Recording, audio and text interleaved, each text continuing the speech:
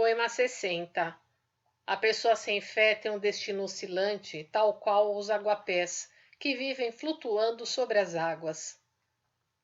Em primeiro lugar, gostaria de deixar claro que, com a expressão crentes, queremos nos referir aos que professam a nossa fé e não a praticantes de outras religiões.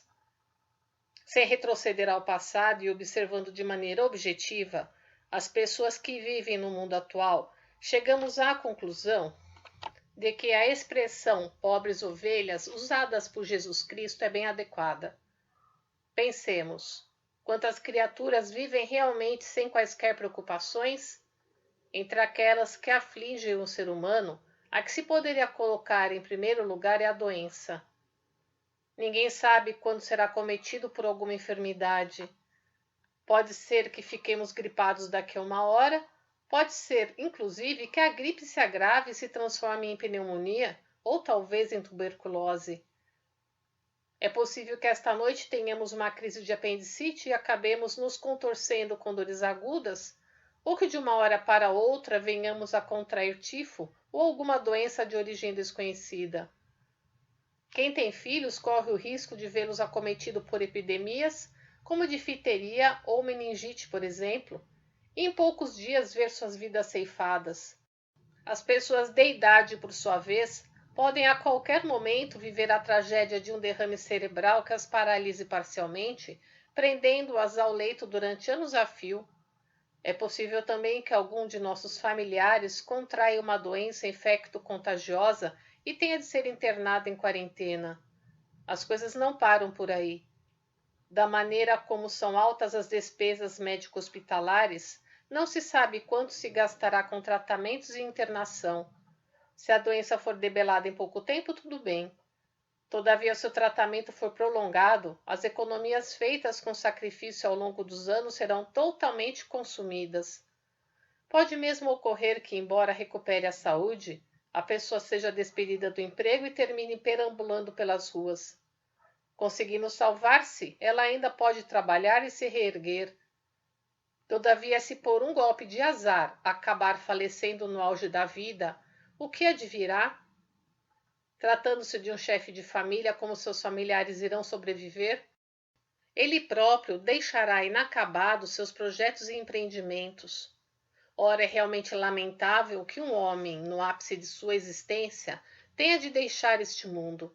E quem pode garantir que um chefe de família nunca se deparará com a ameaça de precisar romper os laços com a esposa e os amados filhos, e que essa situação se torne insuportável para ele? Quando pensamos em circunstâncias desse tipo, o medo das doenças sempre pesa como chumbo, e isso não é exceção para ninguém. Se a vida é tão terrível como dizemos, se não podemos livrar-nos da intranquilidade, é como afirmou Buda Sakyamuni: este mundo é um purgatório, um mundo de dor, e o ser humano não pode escapar desses 4 sofrimentos: nascimento, doença, velhice e morte. Não há outro jeito a não ser resignar-se e suportar essas condições. Esse é o estado de iluminação. Diante de semelhante quadro, não haveria maior boa nova que o aparecimento de uma religião capaz de libertar as pessoas da angústia e da doença. Entretanto, quem ouviu falar pela primeira vez sobre o aparecimento de uma religião dessa natureza dirá: como pode haver tamanha tolice nesse mundo? Você não está regulando bem. Chegando a acreditar que se está a um passo da loucura. Não obstante, acreditem, apareceu uma religião assim. Os leitores poderão duvidar 1, 2 vezes ou até negar. Todavia, se souberem que se trata de uma verdade, o que farão? O reboliço seria tal que provocaria, sem a menor dúvida, a maior sensação no mundo inteiro. Quem é favorecido pela sorte vai querer fazer uma pesquisa. Por outro lado, haverá pessoas que rirão e farão pouco de nós, dizendo que toda essa história não passa de superstição. Tais pessoas são como aquelas que se suicidam pulando nas cataratas de Kegon ou no vulcão do Monte Mihara. Devo afirmar que são realmente infelizes.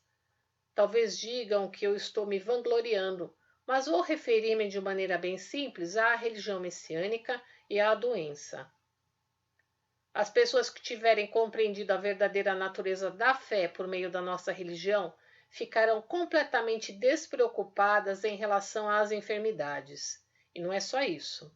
Esclarecidas sobre a origem da doença, ao invés de temê-la, sentirão até alegria.